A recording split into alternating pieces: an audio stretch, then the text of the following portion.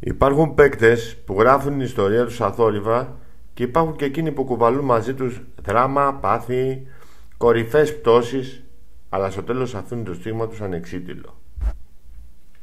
Ένας από αυτούς είναι ο Λάζαρος Χριστοδουλόπουλος, ένας παίκτης που όσο και απολεμήθηκε, όσο και τραυματίστηκε, όσο και αν άλλαξε φανέλες και δέχτηκε αποδοκιμασίες, ποτέ δεν το έβαλε κάτω. Χριστοδουλόπουλος! Εκπληκτικό γκολ! Ένα πλασάρι, γκολ! Χριστοδουλόπουλος ξανά!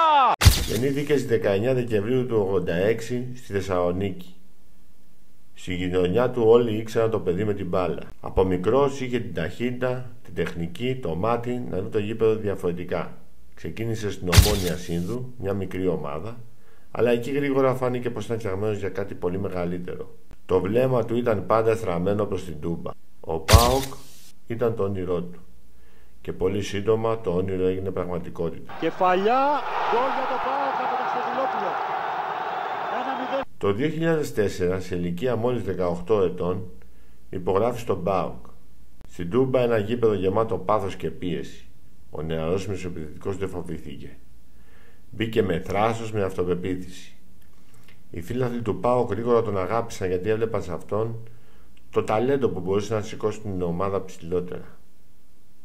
Τα πρώτα του γκολ, οι τρίπλες, οι επιταχύνσεις του έκαναν το κοινό να σηκώνει το όρθιο.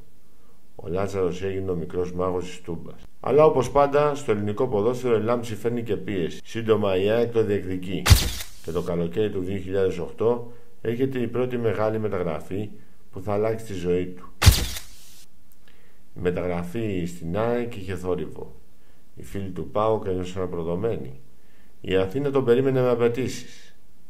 Στην ΑΕΚ έδειξε δείγματα του τεράστιου ταλέντου του, με όμορφα γκολ και εμφανίσεις που έκαναν τους φίλους της ομάδας να ονειρεύονται. Όμως η Ένωση εκείνα τα χρόνια ήταν μέσα σε οικονομικά προβλήματα. Η ομάδα δεν είχε σταθερότητα. Και αυτό επηρέασε και τον ίδιο. Παρ' όλα αυτά, το όνομα του Λάζαρου ακουγόταν δυνατά σε όλη την Ελλάδα. Σύντομα ήρθε η ώρα να δοκιμαστεί σε ακόμα μεγαλύτερες προκλήσεις. Το 2010 υπογράφει στον Παναθηναϊκό. Εκεί βρίσκει μια ομάδα με ποιότητα, με στόχους. Μαζί με σπουδαίους παίκτες κατακτά το κύπελλο Ελλάδας.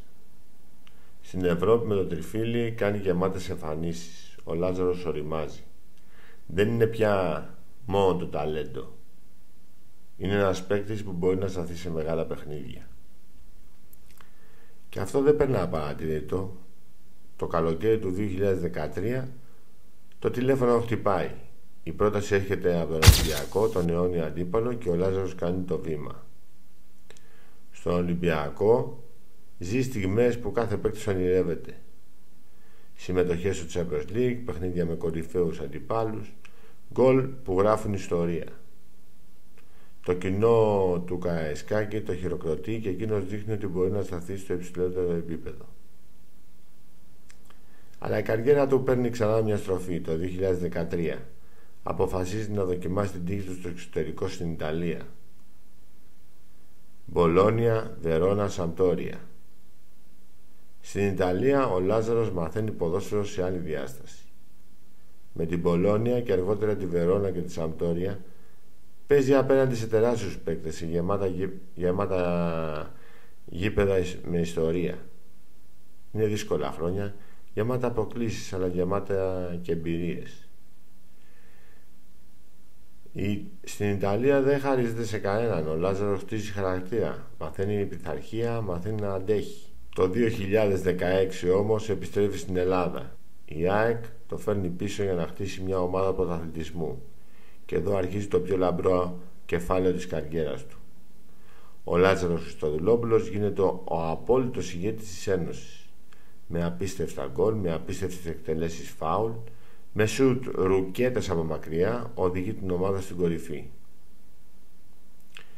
Το 2018 η ΑΕΚ κατακτά το πρωτάθλημα μετά από 24 χρόνια. Ο Λάζαρος είναι καθοριστικός. Οι φίλαθλοι της ΑΕΚ τον αποθεώνουν. Είναι η στιγμή που φαίνεται να έχει βρει επιτέλους το σπίτι του. Κι όμως, το καλοκαίρι του 2018, μετά το πρωτάθλημα που πήρε με την ΑΕΚ, γίνεται μεταγραφή που προκαλεί σεισμό. Ο Λάζαρος φεύγει από την ΑΕΚ και πάει στον Ολυμπιακό. Η αγάπη των φιλάθλων της Ένωσης μετατρέπεται σε οργή. Στον Πειραιά τον υποδέχονται με χαρά και στα πρώτα του παιχνίδια δικαιώνει όσοι το πίστεψαν. Σκοράρει, δίνει λύσεις. Αλλά η μοίρα έχει άλλα σχέδια.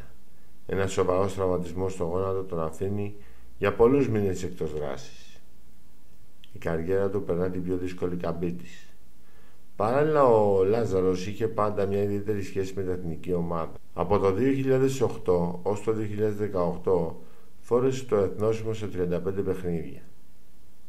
Σημαντικές στιγμές: τα γκολ στα προκριματικά του Μουντιάλ το 2014 που έστειλαν την Ελλάδα στα γήπεδα της Βραζιλίας. Ήταν πάντα παρόν, όχι ο μεγάλος στάρ, αλλά ο αξιόπιστος μαχητής. Μετά τον Ολυμπιακό, ο Λάζαρος αγωνίζεται στον Ατρόμητο και τον Άρη. Παρά τα χρόνια, παρά τους τραυματισμούς, δεν σταματά να παλεύει. Κάθε φορά που μπαίνει στο γήπεδο δείχνει την ίδια δίψα. Και αυτή η ιστορία είναι που τον κάνει ξεχωριστό. Γιατί στο τέλος της ημέρας ο Λάζαρος θα μείνει για πάντα στη μνήμη των φιλάθλων. Όχι μόνο για τα γκολ του, αλλά και την ψυχή που έβαζε σε κάθε παιχνίδι.